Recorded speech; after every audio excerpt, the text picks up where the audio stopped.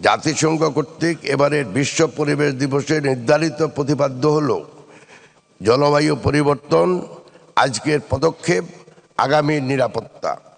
টেকসই উন্নয়নের পূর্বশর্ত পরিবেশ বান্ধব অর্থনীতি। টেকসই উন্নয়ন নিশ্চিত করতে হলে পরস্পর সম্পর্কযুক্ত গুরুত্বপূর্ণ যে তিনটি বিষয় জোরদার করতে হবে তা হলো পরিবেশগত সুরক্ষা, সামাজিক উন্নয়ন ও পরিবেশ বান্ধব অর্থনীতি হচ্ছে চালিকা শক্তি, যার মাধ্যমে সর্বনিম্ন কার্বন নিঃসরণ, সম্পদের সুষ্ঠু ব্যবহার ও কর্মসংস্থান নিশ্চিত করে টেকসই উন্নয়ন লক্ষ্যমাত্রা অর্জন করা সম্ভব। পরিবেশ বান্ধব অর্থনীতি নিশ্চিত করতে দূষণমুক্ত উৎপাদন ব্যবস্থা, দারিদ্র্য বিমোচন এবং সবুজ কর্মসংস্থান সৃষ্টির জন্য আমরা মাননীয় প্রধানমন্ত্রীর নেতৃত্বে দায়িত্ব পালন করে যাচ্ছি।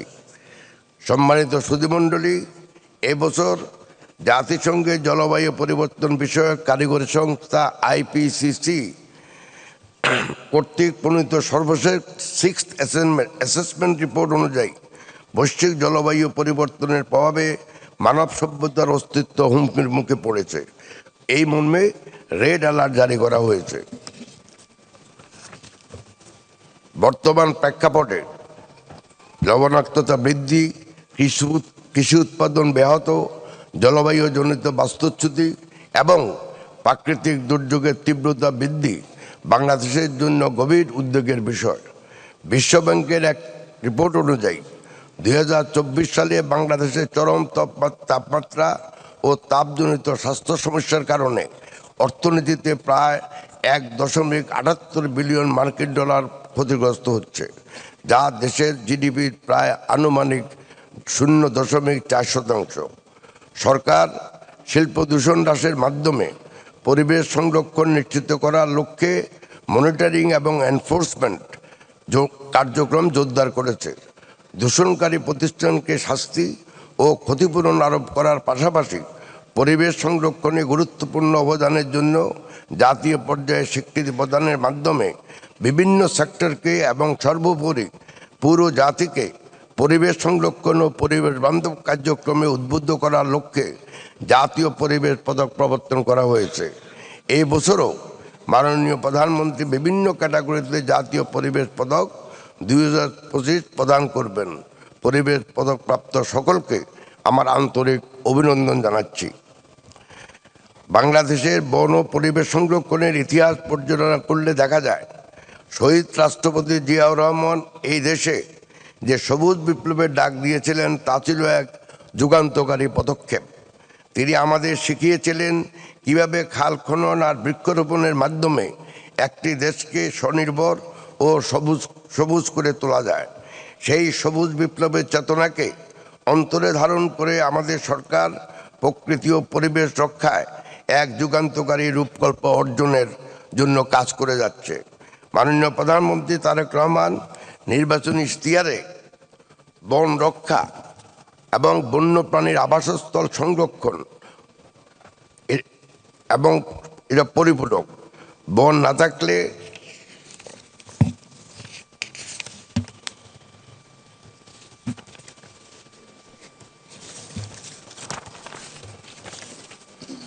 আগামী 5 বছরে সারা দেশে 25 কোটি বৃক্ষরোপণের এক যুগান্তকারী ঘোষণা দিয়েছেন। এটি কেবল একটি সংখ্যা নয়, এটি জলবায়ু পরিবর্তনের বিরুদ্ধে আমাদের টিকে থাকার হাতিয়ার। 2030 সালের দেশের বৃক্ষাচ্ছাদন 25% উন্নীত করার লক্ষ্যে আমরা নিরলসভাবে কাজ করে যাচ্ছি। সবুজায়নের ক্ষেত্রে সামাজিক বনায়ন অতুলনীয় ভূমিকা পালন করছে। সামাজিক বনায়নে শুধু বৃক্ষরোপণই করা হয় না, এটি বন সংরক্ষণ ও প্রান্তিক মানুষের ভাগ্য বদলের একটি হাতিয়ার।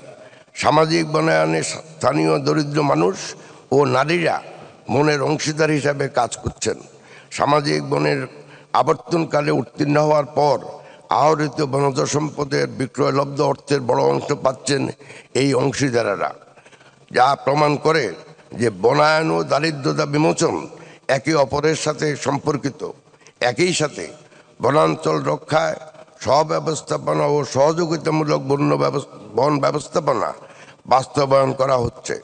বন রক্ষায় স্থানীয় মানুষকে দায়িত্ব ও অধিকারের অংশীদার করার এই পদ্ধতি আর সারা বিশ্বে প্রশংসিত হচ্ছে। বনায়নের ক্ষেত্রে আমরা গতানুগতিক ধারা থেকে বেরিয়ে এসেছি। এখন আমরা গুরুত্ব দিচ্ছি স্থানভিত্তিক প্রজাতি নির্বাচন। দেশের কোন অঞ্চলের মাটি ও পরিবেশ কোন গাছের জন্য উপযোগী তা বৈজ্ঞানিকভাবে নির্ধারণ করে বনায়ন করা হচ্ছে। আমাদের উপকূলীয় অঞ্চলে তৈরি করা হচ্ছে শক্তিশালী সবুজ বেষ্টনী, যা ঘূর্ণিঝড় ও জলোচ্ছ্বাসের বিরুদ্ধে প্রাকৃতিক দেওয়াল হিসাবে কাজ করছে। আমরা বিলুপ্তপ্রায় ও বিপন্ন উদ্ভিদ প্রজাতি সমূহ সংরক্ষণে সর্বোচ্চ গুরুত্ব দিচ্ছি। বিলুপ্তপ্রায় প্রজাতির চারা উৎপাদন করে তা পুনরায় প্রকৃতিতে ফিরিয়ে দেওয়ার কার্যক্রম জোরদার করা হয়েছে। বন রক্ষা আর বন্যপ্রাণীর আবাসস্থল সংরক্ষণ পরস্পরের পরিপূরক। বন না থাকলে বন্যপ্রাণী থাকবে না, বন্যপ্রাণী না থাকলে বনের ভারসাম্য নষ্ট হবে। আমরা আমাদের বনাঞ্চলকে বন্যপ্রাণীর জন্য নিরাপদ অভয়ারণ্য হিসেবে গড়ে তুলতে কাজ করছি। টেকসই পরিবেশ গড়ে তুলতে সরকারের পাশাপাশি জনগণের সচেতন অংশগ্রহণ অপরিহার্য। প্রতিটি নাগরিক যদি নিজ নিজ অবস্থান থেকে পরিবেশ রক্ষায় অঙ্গীকারবদ্ধ হন, তবেই আমরা একটা সবুজ, নিরাপদ ও বাসযোগ্য বাংলাদেশ গড়ে তুলতে সক্ষম হব। বিশ্ব পরিবেশ দিবস ও পরিবেশ মেলা 2026 এবং জাতীয় বৃক্ষরোপণ অভিযান ও বৃক্ষমেলা 2026-এর শুভ উদ্বোধন উপলক্ষে মাননীয় প্রধান অতিথি সানুগ্রহ উপস্থিতি আমাদের সকলকে পরিবেশ সংরক্ষণে অনুপ্রাণিত করবে।